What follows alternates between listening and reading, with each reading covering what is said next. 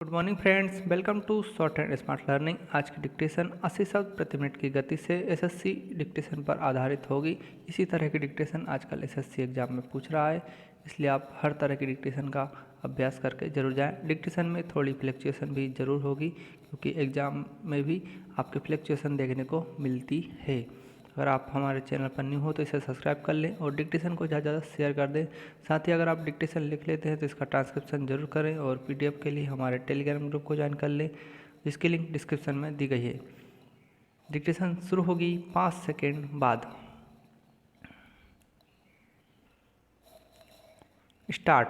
अहिंसा का अर्थ है हिंसा ना करना। कोई भी ऐसा कर्म या कार्य जिससे किसी भी जीव को शारीरिक आघात या कष्ट पहुंचता है, हिंसा की श्रेणी में आता है। देखा जाए तो हिंसा का इतिहास उतना ही पुराना है जितना मानव सभ्यता का। आरंभ में जब आदि मानव था तो उसके सामने अपना अस्तित्व बनाए रखने का प्रश्न था। उस समय अहिंसा जैसे महान विचार का उद्भव संभव ही नहीं था। धीरे धीरे मानव ने सभ्यता की ओर कदम बढ़ाए, लेकिन हिंसा जैसी पाशविक प्रवृत्ति उसके साथ साथ चलती रही। मनुष्य ने नगर बसाए, साम्राज्य स्थापित किए। इस क्रम में हिंसा बलबली होती गई। प्रारंभ में मनुष्य का उद्देश्य केवल अपना बचाव करना था, परंतु अब उसका उद्देश्य अपनी महत्वाकांक्षाओं को पूरा करना था।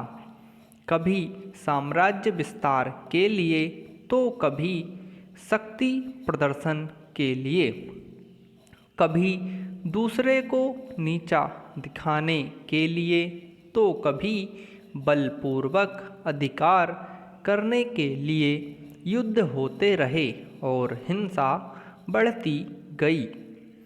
इतिहास साक्षी है कि भारतवर्ष सहित पूरा विश्व हिंसा के दंश से पीड़ित रहा है। हिंसा करना, परस्पर लड़ना, मरना मारना आदि पशुता के लक्षण हैं। यह मानव जैसे सर्वश्रेष्ठ बुद्धिजीवी को शोभा नहीं देता। अब तक के कालक्रम से भी यह सिद्ध हो चुका है कि हिंसा से किसी का कोई भला नहीं होता। यदि हम अपने वैदिक इतिहास को देखें तो उस समय महाभारत जैसा भयंकर महायुद्ध हुआ था। उस युद्ध में भयंकर रक्तपात हुआ था। उस युद्ध में हुई भीषण हिंसा का परिणाम यह हुआ था कि भारतवर्ष को एक बार फिर से एक नई शुरुआत करनी पड़ी। कहा जाता है कि उस युद्ध के बाद देश में क्षत्रियों का अकाल पड़ गया था। लाखों स्त्रियां विधवा हो गई थी, बूढ़े एवं बच्चे असहाय हो गए थे। यह प्रथम बार था जब हमें हिंसा के परिणामों को बहुत करीब से देखना पड़ा था। इसके बावजूद बाद के समय में युद्ध होते रहे और हिंसा जारी रही। यहाँ के राजा आपस में लड़ते रहे। इसके कारण देश को जन धन की हानि तो उठानी ही पड़ी, साथ ही गुलामी का अभिशाप भी सहना पड़ा, क्योंकि लगातार चलते गृह युद्धों ने हमारी एकता को नष्ट कर दिया था। भारत के अतिरिक्त शेष विश्व को भी हिंसा से कुछ कम हानि नहीं हुई है। प्रथम विश्व युद्ध और द्वितीय विश्व युद्ध इसका प्रत्यक्ष प्रमाण है। शक्तिशाली राष्ट्रों द्वारा अपने अपने वर्चस्व को बनाए रखने के लिए हुए इन युद्धों से संपूर्ण विश्व को जितना नुकसान हुआ उतना पहले कभी नहीं हुआ। इन युद्धों में न केवल इंसानों को बल्कि पशु पक्षियों को भी भारी क्षति उठानी पड़ी थी। युद्ध के कई मोर्चों पर सैनिक के साथ साथ हाथी, घोड़े, कुत्ते, कबूतर, भालू, गधे, खच्चर आदि भी तैनात किए गए थे। एक आकलन के अनुसार अकेले प्रथम विश्व युद्ध में ही लगभग 1 करोड़ इंसान मारे गए, तो 80 लाख घोड़ों ने भी अपनी जान गंवाई। द्वितीय विश्व युद्ध में तो इससे भी भयंकर तबाही हुई। जापान के हिरोशिमा और नागासाकी शहरों पर हुआ परमाणु बम हमला भला कौन भुला सकता है। जापान कई दशक बाद भी इसके दुष्प्रभावों को झेल रहा है।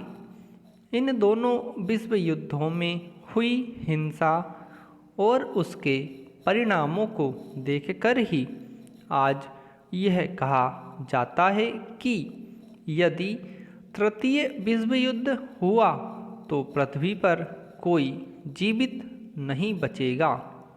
अतः यह कहा जा सकता है कि हिंसा अपने आप में कभी कोई हितकर प्रवृत्ति है ही नहीं। हिंसा विनाश का ही दूसरा नाम है, जबकि अहिंसा ठीक इसके विपरीत है। अहिंसा ही एक ऐसा मार्ग है जिस पर चलकर मनुष्य विकास, उन्नति और शांति के पथ पर अग्रसर हो सकता है। यद्यपि अहिंसा का मार्ग हिंसा की तुलना में बहुत कठिन है, क्योंकि अहिंसा का अनुसरण करने के लिए त्याग, सहनशीलता, सच्चाई, बलिदान और मानवतावादी सिद्धांतों को अपनाना आवश्यक है। अहिंसा को कायरता समझना पूर्णतः अनुचित है। अहिंसा के मार्ग पर वही चल सकता है जिसकी आत्मा बलवान हो। आधुनिक विश्व को अहिंसा का पाठ पढ़ाने वाले अहिंसा के पुजारी महात्मा गांधी ने भी कहा है, अहिंसा शक्तिशाली का हथियार है। अहिंसा का मार्ग कठिन अवश्य है, परंतु इस पर चलना असंभव कदापि नहीं है। महान सम्राट अशोक, महात्मा बुद्ध, महावीर और महात्मा गांधी का जीवन वृत्तांत इसका साक्षी है। भगवान महावीर का सबसे बड़ा सिद्धांत अहिंसा ही था। अपने उपदेशों में उन्होंने मन, वचन और कर्म से किसी भी प्राणी को कष्ट न देने को ही अहिंसा के रूप में प्रतिपादित किया है। इसी अहिंसा के बल पर उन्होंने सुलगती मानवता को शांति प्रदान की। सम्राट अशोक ने भी कलिंग युद्ध में हिंसा से हुई क्षति का प्रत्यक्ष अनुभव करके अहिंसा को अपनाना ही श्रेष्ठ समझा।